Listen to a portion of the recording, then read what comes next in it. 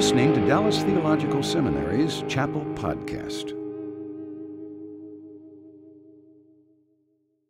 In 1926, 2 years after the seminary was founded, DTS established the W.H. Griffith Thomas Memorial Lectureship in honor of William Henry Griffith Thomas, one of the founding fathers of the seminary. Over the years, the academic departments have taken turns in inviting prominent scholars to deliver the lectures that are designed to be a scholarly treatment of significant issues in their field of study and vocational experience. One purpose of the lectureship is to provide the seminary community with an exposure to a variety of scholars from different theological perspectives within the evangelical branch of Christianity. This year, the Biblical Counseling Department has invited Dr. Everett Worthington as our guest lecturer for this week of extended chapel services. His series of lectures is entitled Christian Psychology, Virtue, and the Virtues. Dr. Everett Worthington is professor of psychology at Virginia Commonwealth University in Richmond, Virginia. He's also a licensed clinical psychologist. He's published 30 books and over 300 articles and scholarly chapters, mostly on forgiveness, marriage, and family topics. In the last 10 years, he has studied how forgiveness and justice work together and how they can also oppose one another. Dr. Worthington has worked with several governments around the world promoting forgiveness and reconciliation. Given his lifelong work in the secular state university and his Christian beliefs, he considers himself a bridge builder between Christian and secular academic and lay research and practice communities. He considers his mission to be doing all he can to bring forgiveness into every willing heart, home and homeland. He enjoys tennis and ballroom dancing. He and his wife Kirby, a child development and parenting specialist, have 4 adult children who are scattered around the world. Would you join me in welcoming Dr. Everett Worthington to our platform this morning?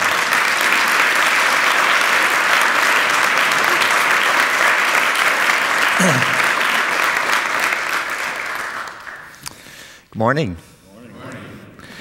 I'm staying in the Swiss Towers. I was really pleased that they arranged to have a padded cell for me when I arrived. It made me feel right at home.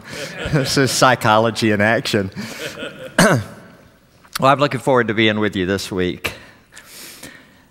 In Romans 7, Paul wrote essentially, why don't we do the good more often? Why don't we act virtuously more often? In these 4 lectures, I come at virtue psychologically as a Christian in 2 talks, drawing on basic psychological science, and then 2 talks on clinical science. In the first talk, I look at Christian virtue. In the second talk, I zero in on 4 specific virtues: justice, mercy, forgiveness, and humility. In the third talk, I describe how to help people forgive others. And in the fourth talk, I discuss how to forgive ourselves. These talks on Christian psychology are more psychological than theological, yet I believe that they're relevant for biblical, practical, and anthropological theologies.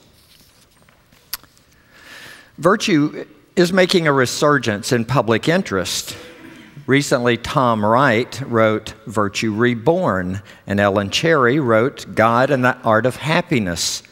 These theological writings parallel the rise in a major development in psychology, positive psychology. Positive psychology has been defined in many ways, usually as a science of happiness or positive emotions or of character strengths. I define it as a psychological science of eudaimonia, which is a Greek term that's typically translated as virtue for self and others. Basic psychological science and clinical science should include how people flourish and thrive. They do so through building and enacting virtue. Neither theology nor psychological science is focused on virtue, but both are centrally concerned with it. Virtue is a sometimes shaky, swaying footbridge across which intrepid theologians and psychologists can tread to discuss theological psychology, excuse me, or psychological theology. Not surprisingly, secular and Christian virtues differ. They differ in their telos, or roughly their end goal, in the methods by which virtues become habits of the heart, in what character traits and acts are considered virtuous, in the ordering of the virtues, in outworking of virtues into daily life, and in whether virtue itself is something or something else is the central goal of life itself. But virtue is a bridge by which psychology and theology can meet. For Christians, the bridge begins with Jesus' work of restorative justice that occurred in the world and is appropriated in the person. Virtue from Jesus' work is practiced within and by the church. The church serves as an angled, reflecting mirror between God and the world. Virtue is not the goal of life, God is.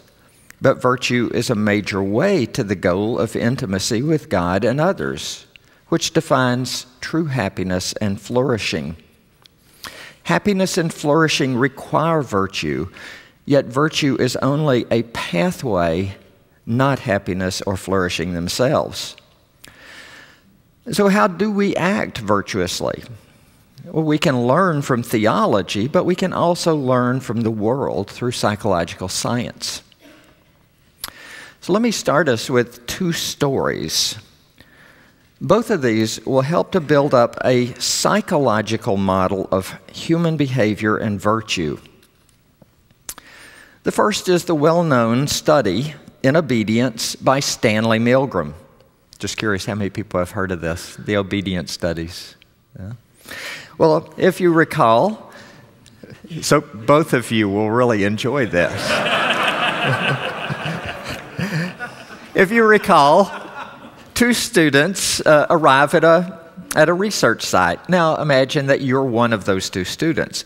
The experimenter says that he's studying the role of punishment in learning. He suggests that this could help parents who sometimes punish their children to teach the children good things. The experimenter says that one of the two of you will be the teacher and the other will be a learner. The learner will learn a list of word pairs. When he or she makes a mistake, the teacher will deliver an electric shock whose strength would increase with each incorrect answer. Now imagine how you would feel. I know what I would be thinking. I would be thinking, no offense, Dr. Milgram, but I hope I'm the teacher and not the learner. It's the Christian attitude. When the study starts, what a relief you draw. Yes, the teacher. Lucky you. The learner is an older student. He's taken to an adjacent room, strapped to a chair, and wired up to receive electric shocks. He says, "These shocks aren't dangerous, are they? Because I've got this heart condition." And the experimenter says, "Although the shocks may be painful, they will not be harmful." Back in the other room, the toggle switches that you'll use to shock the learner for incorrect answers are labeled from 15 volts to 450 volts in 15-volt increments. You're actually given a sample shock at 45 volts so that you can see how painful these shocks are that you're giving. It makes your entire arm numb. After a few correct answers, the elderly learner answers incorrectly. With each miss, you shock him 15 volts higher. At 60 volts, you hear through the thin wall a grunt. Oh. At 75 volts, oh. At 90 volts, that hurts. At 105 volts, if you have not quit the experiment by that time, the shock begins. The shock brain screams, I want to stop, I want to stop. By 120 volts, he yells continuously, let me out, I quit, let me out, let me out. At 135 volts, he yells, my heart's giving me trouble, let me out. And at 150 volts, if you're still delivering shocks, silence. In fact, from then on, all the way to 450 volts, no screams, no answers, just silence. Of course, the real participant in this experiment is you, the teacher, not the learner. The old guy's a confederate of the experimenter. He really gets no shocks, and the grunting, screaming, and yelling are all pre-recorded. The experiment is about how long you will continue to shock a helpless victim. Well, how long would you continue to shock a helpless victim? When listening to a description of this experiment, over 95% of the listeners say that they will quit the experiment long before 450 volts. Most say that they would quit when the man says, I want to stop. Almost all of the people say that they would quit after 150 volts where there's nothing but silence. Well, what really happened in the study? 2/3 of the people blasted the man all the way to 450 volts. Fewer than 10% quit before 150 volts. In replications, this was found to be true of college students, what a surprise, doctors, psychology professors. Actually, my students don't have any problem, believing that I would do this.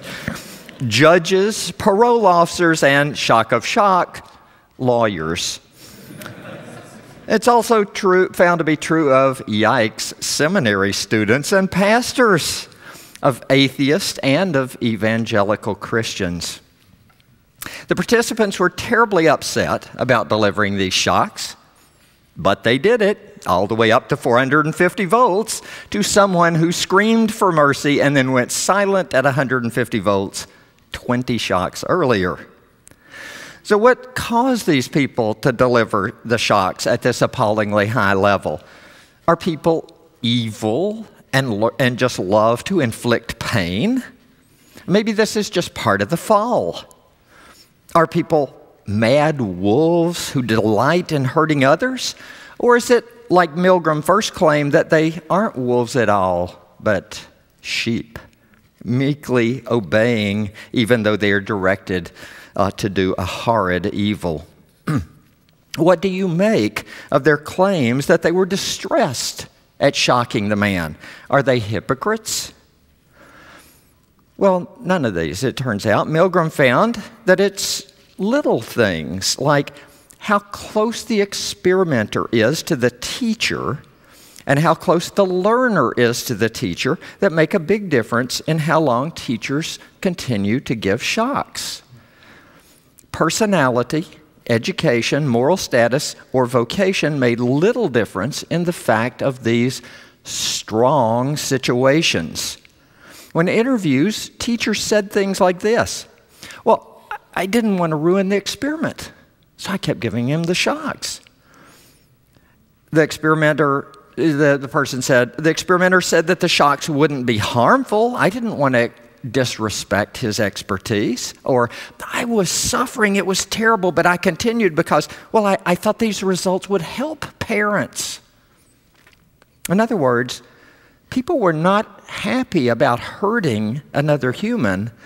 Instead, what they were saying is, I did this because I wanted to do good here. I wanted to be virtuous. So here's the point. The strong situation focuses people's immediate attention on some of their personal virtues, like being responsible. The strong situation blocks from their mind other virtues, like relieving the victim's suffering. And all of this happens faster than a speeding bullet with automatic thinking. Now think about wars, insurrections, or even family squabbles. Many people do wrong in those cases, but they justify their wrongdoing by pointing to their noble intentions. I was just trying to help. That's why I yelled at my kid. Some even quote scripture. Okay, let's turn to a second story. This is the life of South Africa's Archbishop Desmond Tutu. For years, he opposed apartheid. When Nelson Mandela, who had been in prison for 27 years, was elected president, ending apartheid, Mandela appointed Tutu to head the South African Truth and Reconciliation Commission. Tutu was put to the test. Would he be vengeful? Would he focus on righting and punishing the wrongs and the wrongdoers within the Truth and Reconciliation Commission? Here was a Christian who is now in the role of Milgram's teacher. What would he really do? But Tutu had long practiced Christian forgiveness. And when he was placed in this strong situation in which his country and people throughout the world demanded payback, he did not enact the virtue of retributive justice. Instead, Tutu drew on his Christian virtues, restorative justice, mercy, forgiveness, and humility, which led to reconciliation.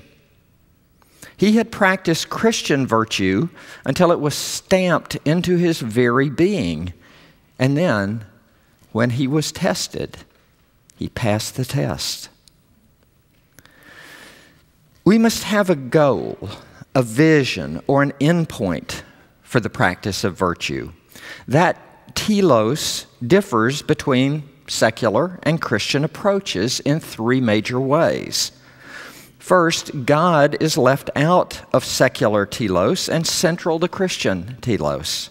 Second, the role one has in the community is different. And third, the role that the community plays in society is different.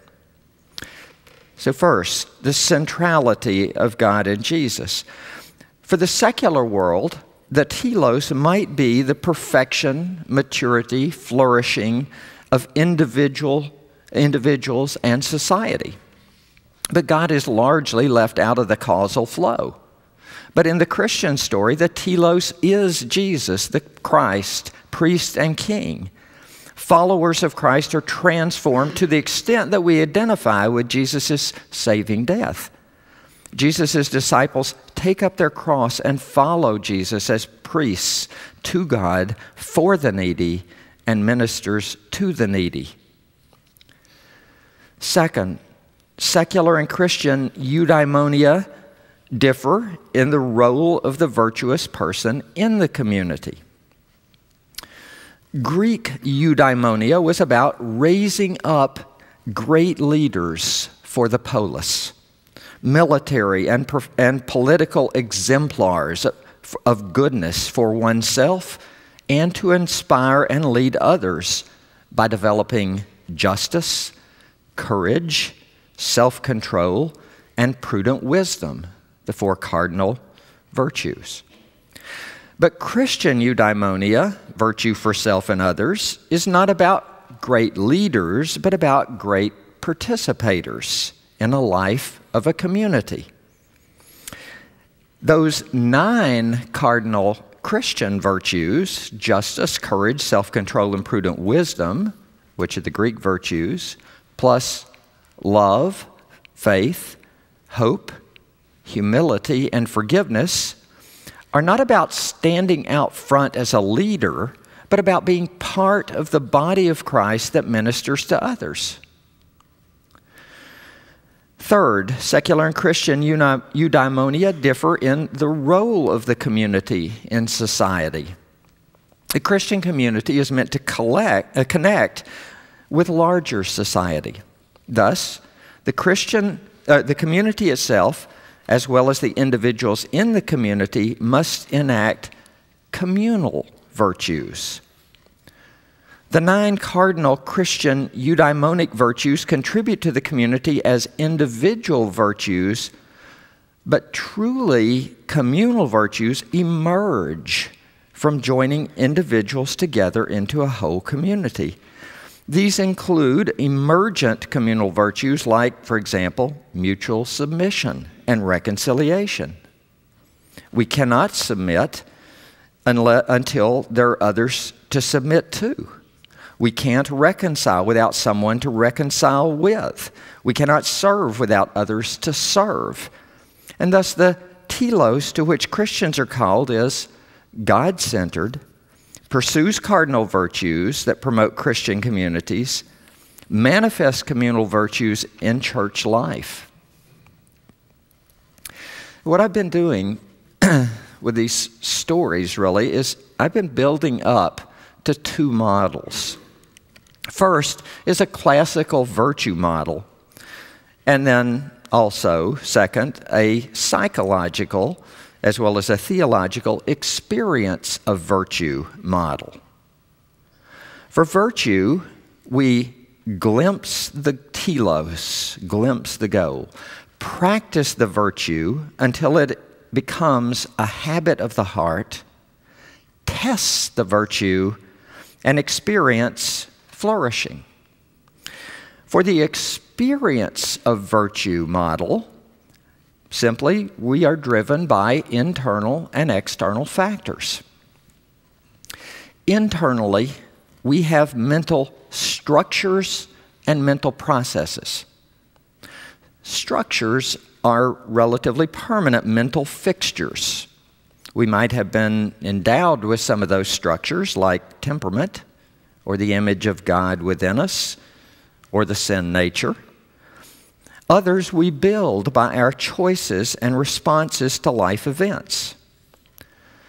We also experience a flow of internal thoughts, feelings, and emotions that we piece together into processes. Processes are often repeated until they wear ruts in our psychological landscape. These have become habits of the heart. These processes mediate between our internal structures and the external world. The world shapes the processes and structures, and the processes and structures can also affect the world. External factors. Externally, we are exposed to external structures, events, and processes. Some of the external factors are experienced because we choose to put ourselves in front of those experiences. Others are attempts to stay upright in the slush of the waves behind the experiences. As we saw in Milgram studies, humans persistently underestimate the power of these external factors, especially in strong situations. In weak situations, our internal structures and processes are more dominant. Now, I said that we have structures of virtue within us. On one hand, we each have an average hierarchy of virtues. For example, one person on the average might highly value obedience to authority as his or her highest value or virtue, maybe responsibility next, and then compassion. Other virtues string out behind those. Our average structures of the way that we value the virtues summarizes the virtues that we pursue the most often. Traditional philosophy and theology often exhorted people to order the virtues and by will and by God's help act consistently with their ideal hierarchy, regardless of the situation. A psychological model of virtue crucially turns this traditional thinking, however, by respecting and including the power of the situation. When we enter a particular situation, we might focus on any of the virtues in our valuing the virtues hierarchy. We tend to pick the strongest virtues most of the time, and so, like traditional theology and philosophy, we should indeed strengthen the virtue hierarchy in line with our telos. But if somebody creates a strong situation like Milgram did when he put before people a scientist with a white coat who says the experiment requires that you continue, then that situation momentarily shuffles obedience, responsibility, and helping parents, all thoroughly Christian consistent virtues, to the top of that teacher's hierarchy. Strong situations focus our mind and emotions on key aspects of the situation and on certain events. That sets our minds and emotions running down ruts of certain processes. This is what Daniel Kahneman calls fast thinking, automatic thinking. It's mostly automatic. We bring triggered virtues momentarily to the surface, and we shove our other virtues out of mental sight. Those triggered processes also trigger responses from us. Now, we have some choice over which of all of these triggers we will expose ourselves to, but sometimes stuff happens. Now, in this model of valuing the virtues, we obviously cannot control everything that happens to us, but we do have 3 Christian tasks. Task 1, we're to feed both the individual Christian eudaimonic virtues and the Christian communal virtues. We're to study scriptures and learn from other Christians in our communities, in history, and in our tradition what God wants. We're to pursue love and forgiveness on one hand, and truth on the other, while not de-emphasizing all of those other Christian virtues. Task 2, we're not to indulge the vices, like the pursuit of personal power, prurient pleasure, or pride. Task 3, we're to exercise the virtues frequently, keeping the ones important to us close to the top. This will help us more often employ the right virtue at the right time. Virtues are exercised through little tests, like strengthening our muscles by weight training. We're to practice virtue thousands of times. We choose Jesus continually, even when it's difficult, especially when it's difficult. And then on that one time, sometimes when we least expect it, and at other times when we see it coming a mile away, on those times that we face a test, we must choose the right virtue for the right time. Virtues must be tested. I'm reminded of Tolkien's Lord of the Rings trilogy. The band of 12 has traveled to the elf community of Lothlorien. Frodo is bearing the One Ring of power to its place of destruction. The lovely elf queen Galadriel has one of the 3 second-tier of power rings. She shows Frodo a mirror into his own weakness and failure in virtue. Frodo recoils and offers Galadriel the One Ring of power. In showing Frodo her mirror into his soul, Galadriel sought to test Frodo's character. Suddenly offered the One Ring, she now faces her own test of virtue. Tests can come deliberately or unexpectedly. How does Galadriel respond? You will give me the ring freely? In place of the dark Lord, you will set up a queen, and I shall not be dark, but beautiful and terrible as the morning and night, fair as the sea and the sun and the snow upon the mountains, dreadful as the storm and the lightning, stronger than the foundations of the earth. All shall love me, and despair.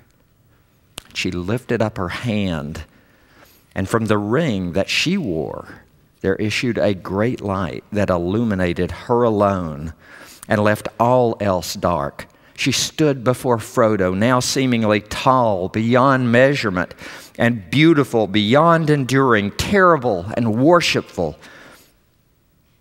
And she let her hand fall, and the light faded. And suddenly she laughed again, and lo, she was shrunken, a slender elf woman, clad in simple white, whose gentle voice was soft and sad. I passed the test. You will face your own tests of virtue. These might be tests from within you or from outside. I pray that you too will pass your tests. Many of those tests will often involve how to order justice, mercy, and forgiveness in strong situations that may pull for other lesser virtues. Your response will be crucial to both the Christian eudaimonic and Christian community virtues.